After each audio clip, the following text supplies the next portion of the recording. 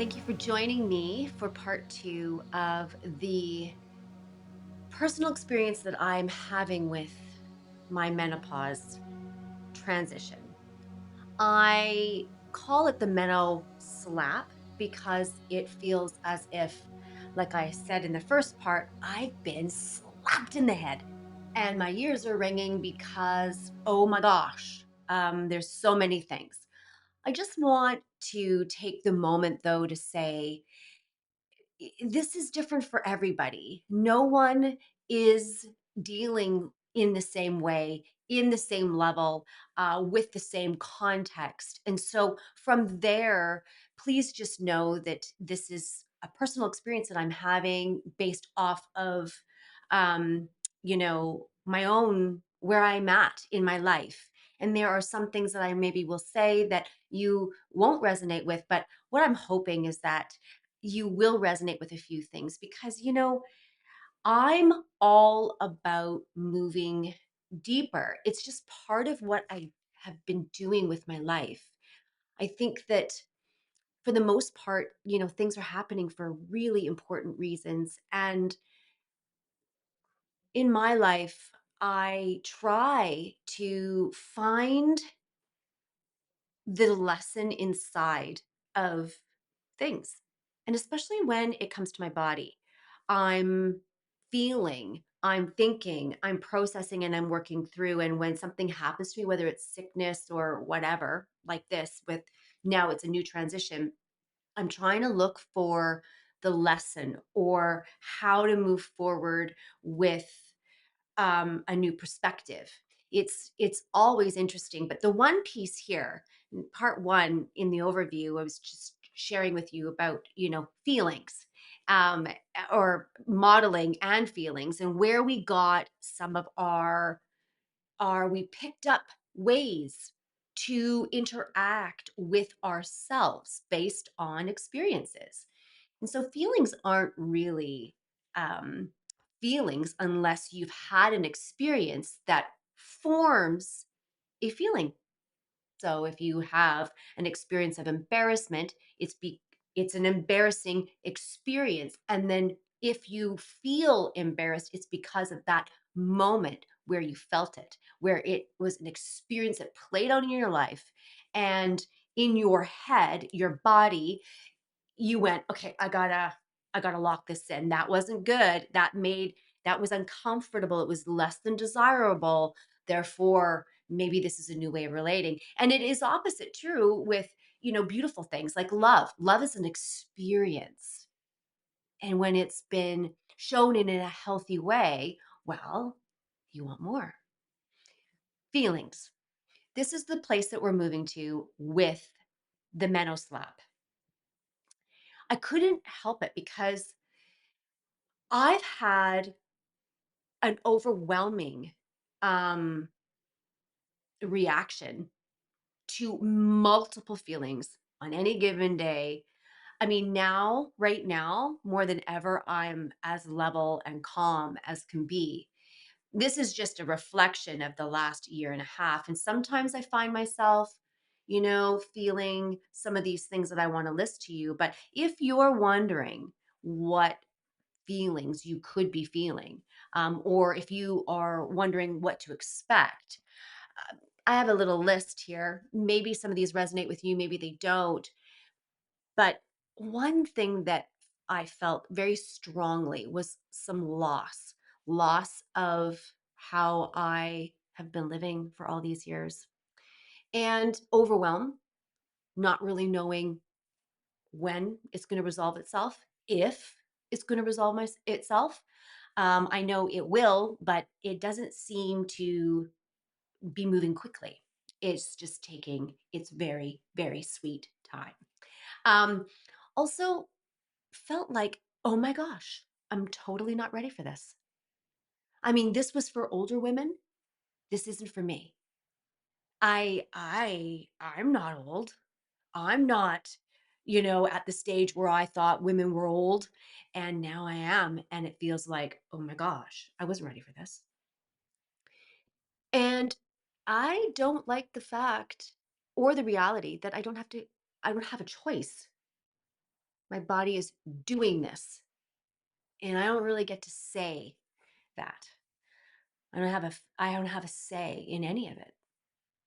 And so some of these things create fear, creates just a sense of not being able to predict uncertainty.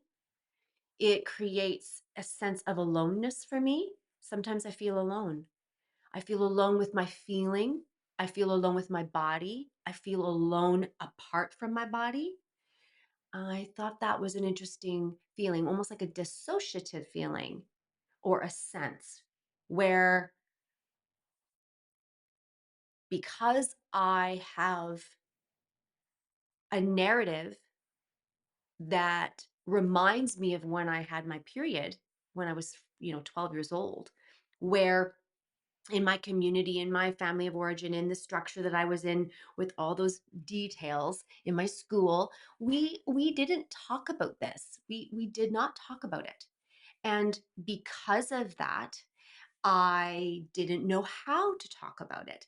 And some of the societal ways of relating to me, and some of the things that I heard were, just deal with it. We all deal with it. It happens. Deal with it. You're nobody special. Just deal. Here's a box of tampons. Figure it out. Um, like, it's if it's not talked about and explained, then how do you know? And I mentioned in the overview that I went to my friends, and I know a lot of us did, and some of us didn't, and I'm really pleased for those who really had some guidance. But you know it was just modeled. It was modeled to me, and it wasn't my mother's fault. It was because that was how it was for her, and my grandmother. And I was sharing that with you. So there's a lot of things that happen here, lots of feelings. Some of those things too, where your thoughts kind of run with you, where maybe you've been really thin all your life, and now you're gaining weight, you're gaining water weight, things are spongy, you feel like it got a layer underneath you. Maybe you're carrying some food storage issues. I refuse to call it a tummy because I just feel like it's food storage. I come up with some terms that are my own, but disagree or agree, it doesn't really matter. Contraction and expansion is what is happening here. Contraction in terms of me pulling down and becoming like almost smaller in some ways, because the feelings are so big that I have to kind of reassess, and expanding, just you know in in the greatness of my emotion and the feeling I'm having in my body. So it's just interesting. Maybe you feel jealous. You know, some women just sail through menopause. Like, oh, I took the pill, I had the cream, I'm out. And I'm happy. I made it through. No problems. Me, I'm like dragging my carcass, trying to figure out, what's what and how it's going to fit in my life. And so there's those pieces. And there's also then the other factors, like overwhelming exhaustion, chaos, feeling really uncentered and chaos and chaotic and frantic, and maybe just the un predictability, the reality that you cannot find certainty here at this transition right now, can create a lot of anger and frustration and rage and all those things. And so these are some of the descriptions that I feel are appropriate for this. Oh, and you can't remember things, brain fog, that kind of stuff. And so I just want to dive deeper into the feelings aspect, because I think it is so important. And I kind of sit here on the how it was modeled to you moment,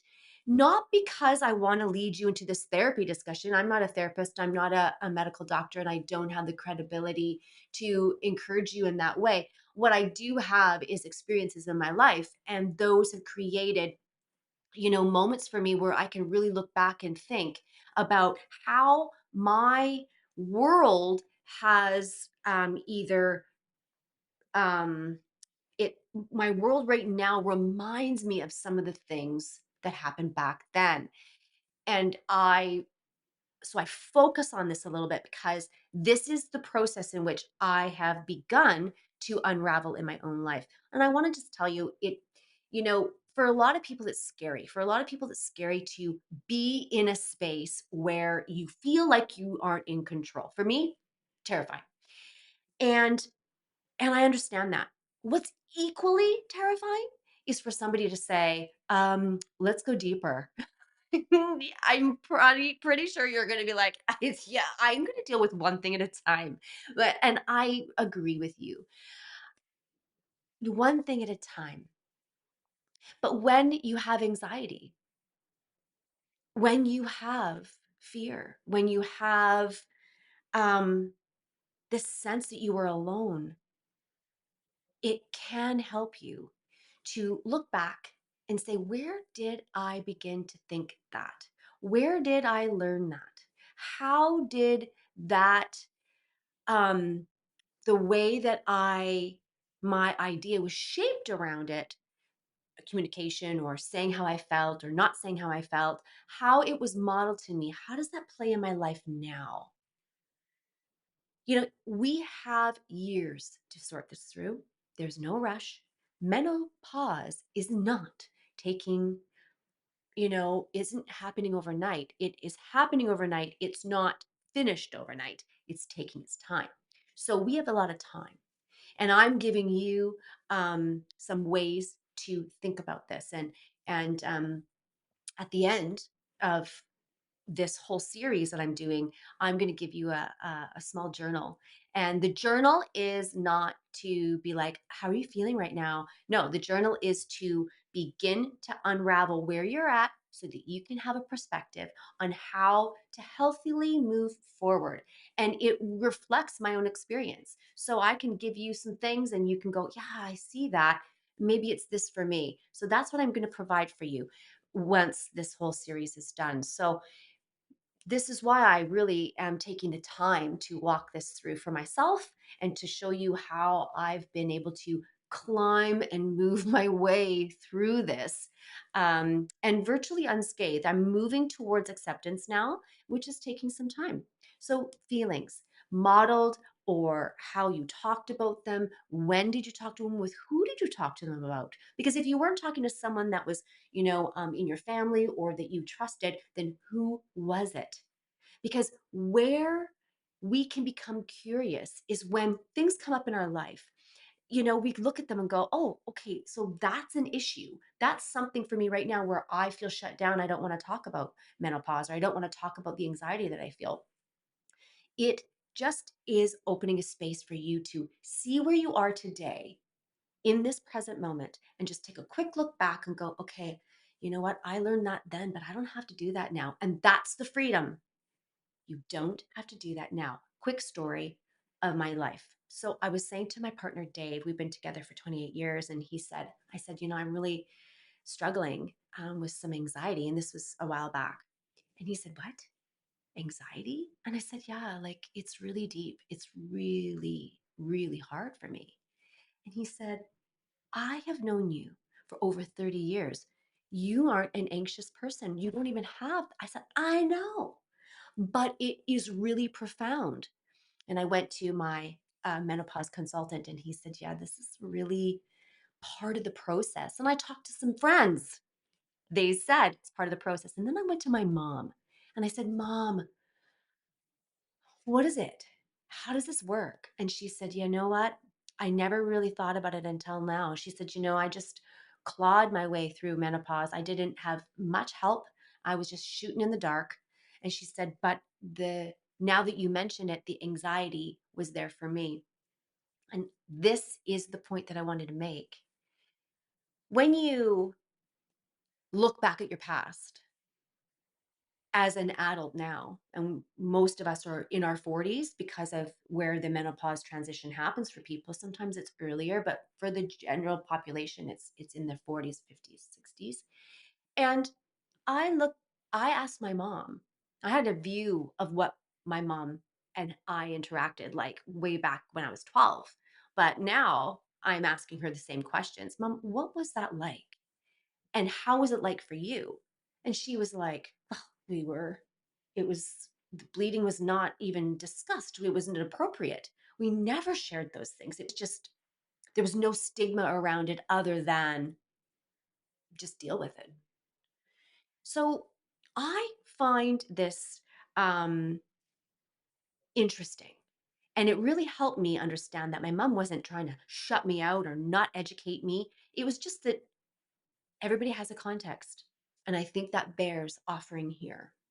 And so when you had feelings, or when you can think about your childhood and your teenage years, or any other time in your life, and let's say you wanted to talk about your feelings and you had feelings, but maybe the way you shared it was honest and vulnerable, but the person that you were sharing it with didn't quite jive with the vulnerability or the honesty piece and was really awkward about it.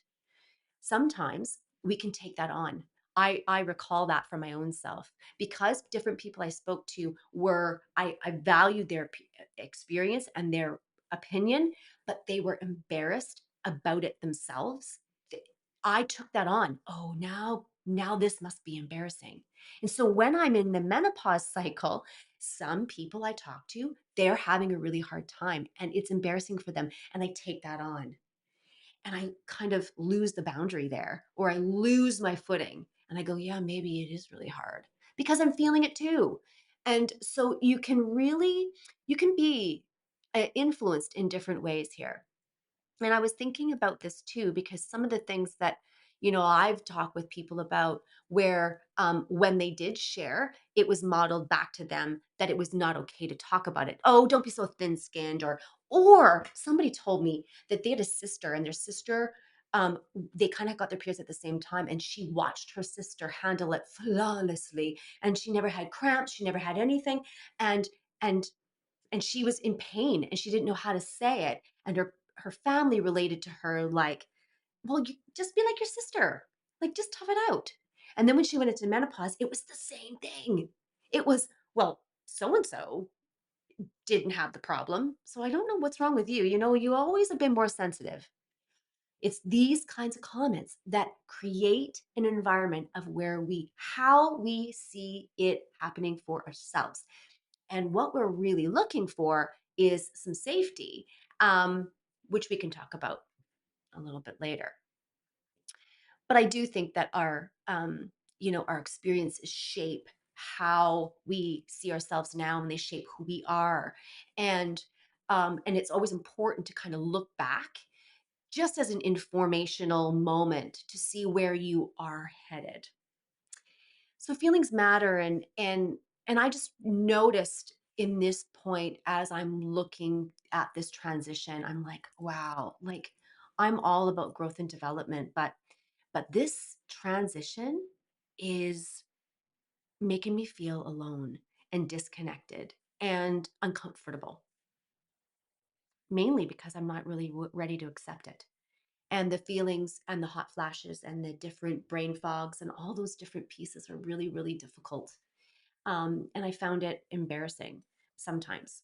Um, I was just recording recently, and I actually had a hot flash in the middle of doing this, and like everything went bright red, and I was just like, I have to be able to trust that my body is just gonna chill the hell out for a minute.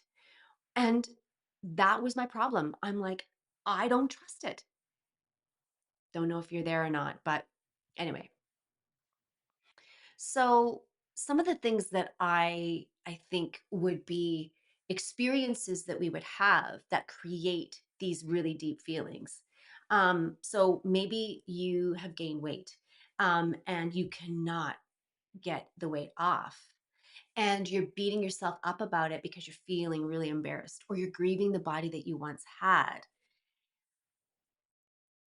Maybe one of your kids left home, or some of your kids left home, and this moment where it feels like your body is falling apart. It isn't as it used to be in your own body, but neither is the outside world, your reality. Your kids are moving out, there's loss all over the place. um it can be very, very difficult to think, how am I going to put myself back together again? I don't know if it resonates with you, but let me know. Like that feeling of being disassembled, you know? I mean, I've only had hot flashes, or in the beginning when I had hot flashes, I thought they were fevers. I was like, I'm feverish, but I wasn't. I was having a hot flash. And the only other time I've ever had a hot flash or a fever is when I was sick, like way back. So you have to adjust to all this new way, and it can take a lot out of you. Um, and finding that meaning and that purpose, that's a really hard place to find, because if you're feeling like you're being deconstructed, well, all the parts are on the table. And there's also parts that you haven't felt before. Um, and maybe the parts that you haven't felt before, you haven't felt for a long time, or you felt a little bit of anxiety, but never that way, or maybe not, you know, these things that talked about. And you're just trying to figure out, where am I going next? Because the uncertainty and the unpredictability doesn't give a space of knowing where you're going. I mean, we know we're getting older, and that's all we know. Some people have been in menopause for 10 years. Some people have been 5. It just varies, right? And maybe you might be in touch with your childhood. When you do look back, you go, oh, I found some things I don't like back there. Like, I wasn't as nurtured. You know, all these different things. Maybe you're in touch with that, and it's making you feel like you want to disconnect from your family, from that community. These are all pieces that can come out and create experiences that create these deep feelings. And not only are they out here in your world, but they're also happening in here. And there is this wackadoodle incongruence, but you're not really incongruent. This can be really frustrating. So, I don't know if there's a beautiful thing about it. It's that the body knows what to do. The body is making it happen. It's inevitable. It's happening. And the only way I can think about this positively is to say, okay, I get to reinvent myself. But who wants to reinvent themselves at 40 and 50? Come on. However, I'm doing it. We'll see. Jury's out. One thing I did think about, though, was what creates these big feelings that I have right now and the uncertainty. Because given my life, and if you've been following me, or listening to some of my work on my podcast at the Lori Clarke Show or LoriClarkeMedia.com, you'll know that I've had some trauma in my life, and I've been spending a lifetime working through the trauma. And and I know that's different for everybody. How we handle different things is different for everybody, and I want to honor that and respect it. For me, though, certainty and safety are really important. Being able to predict something and being certain about it, and being able to not bank on it, but go, okay, I'm predicting 3 ways this could go. Here's what I'm certain about, all that. That's really important for me. And so I built my life around, I want to say, like chronic um, routines that were a part of my everyday. I had 4 children. There were ways in which Dave and I set up our after school in the evenings so that we could work as a team to get everybody where they needed to go and do the things we needed to do and get to bed on time, and. And so as the kids got older, and as I got older, and as I engaged in different businesses and different opportunities with my life, and still did the podcast and all those things, I really needed to put routines into effect in my life. And I'm sure you do too. I'm sure you can relate to the routine piece. And some of these routines are like bath time for your kids, or you get in the bath, or maybe you have a glass of wine or whatever. But there are ways, and you watch a show or whatever. but there are ways in which we cope at the end of our day. And so when I think back, I realize, and I mentioned this in the first part, but the biggest piece for me was when I had my cycle, my menstrual cycle, my period, and my flow of blood from 5 days to 7 days. And sometimes it was a little bit early and sometimes it was a little bit late. It wasn't always irregular. But because of the rhythm of that, I was able to build my life on a routine. So I would be like, and I said this in the overview. Okay, so I would maybe plan my holidays. I would plan beach days. I would know, oh, I'm going to eat that sweet or that um, chocolate croissant before I have my period as a little treat. Because you know what? I need that. I'm going to need it. It doesn't, I don't feel good otherwise. Or, you give yourself naps or maybe hot water bottles, or then maybe that's when you read, or maybe it's when you journal, or all those different things. Maybe it's when you blitz a Netflix series or something like that. But routines get established. And sometimes people even take time off of work because they're just like, I can't, it's debilitating. I know women who have cramps and they're just going, I cannot handle this. It hurts so badly. And they take their time off and much needed time. And I wish we had that more for people. But in saying that, these are routines that we built to frame and to work around that.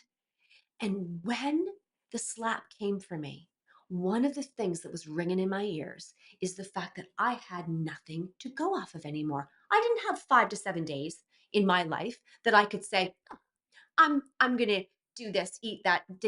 I had nothing.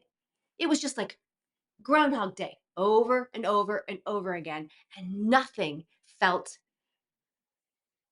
stable. My life is incredibly stable, but my routine was off.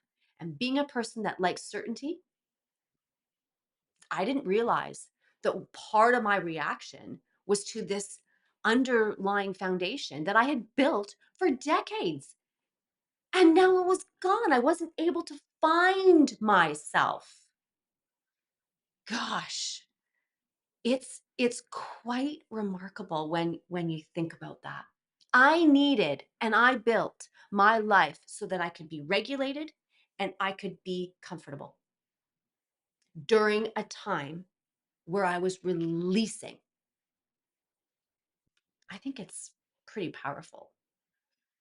So for me, there was that space of trying to figure it all out.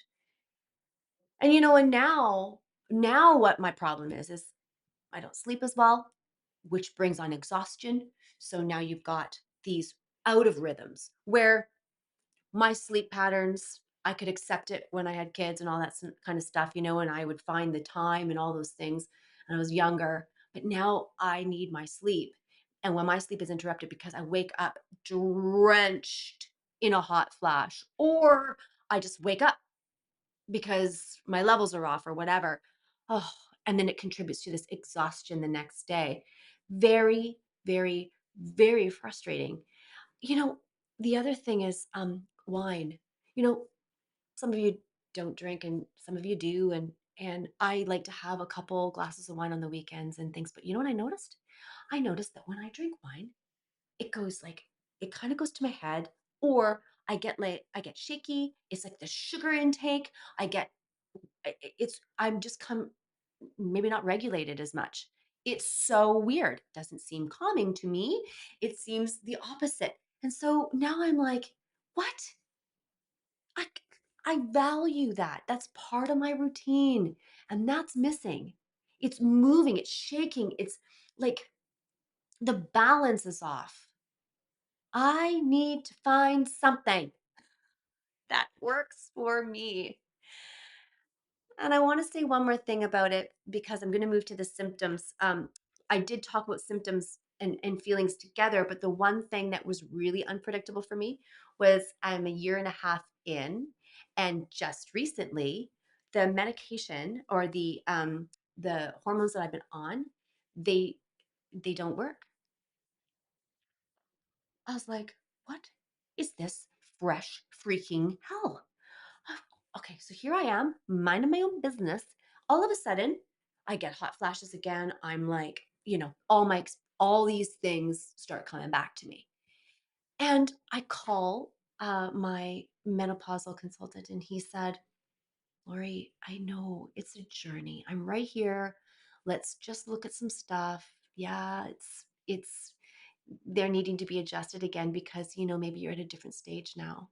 And I said, "Oh, come on." And just another thing that worked in my mind was working against me. And one of the reasons why I am committed to doing this piece, because I just want you to know you're not alone. You're not alone. And this time it was interesting for me. The libido aspect was the one that hit me the most.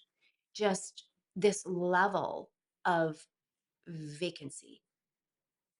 I felt like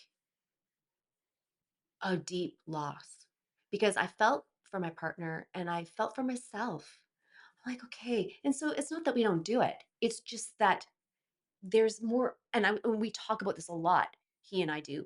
But there was just this more of this neutral where I just could not care. Like, oh yeah, well, if I never do it again, it's okay. And I'm thinking, and part of my head's like, that's not exactly how you feel. That's never been how you felt. And this other part goes, yeah, but it is how I feel. And there's this battle. And he's looking at me going, wow, this is new. And I'm like, yeah, I know. I'm sorry about this. But the difference is we talk about it and I don't hide. I'm not ashamed. I'm not ashamed of it. And that was the piece I felt a little bit ashamed about it. I wouldn't say huge shame, but just a little bit about like all the stuff I heard is is happening to me, and I thought I might be invincible or I might be immune from it all. I'm not. I lived in my life. One of the things that's contributed, one of the narratives in my head that contributed to my feelings is an experience that I've had where people have said, toughen up. You need to power through, dig down, go. We don't feel. It's so powerful. So I just want to bring this to you and give you this sense of you have what it takes. We all do. And I just want you to know that you're not alone. This is a very important process. And I would like to take the time right now to mention the game changer for me because I did hit a game changer.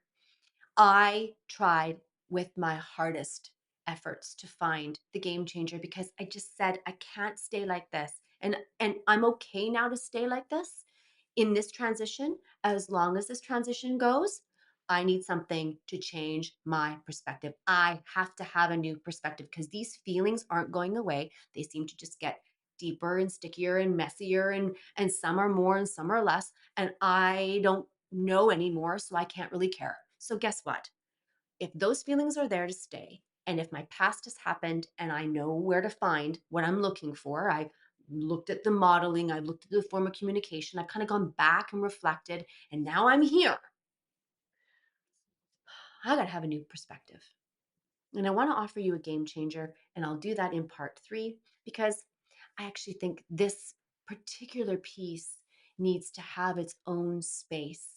And I want to have it um, given to you with the room to breathe so that you can feel it and you can welcome it and you can begin to realize that if you are feeling the heaviness, if you're feeling any of the things that I'm talking about, if you can relate, this is this is not an easy thing to have happen. And it almost feels like it's odd and was not for me, but it is happening. And so there are ways that we can change the game for us as women, for those of us who are bleeding and who were bleeding and who are bleeding irregularly and now who don't bleed anymore. We can change the game. And so join me for the next piece on the game changer.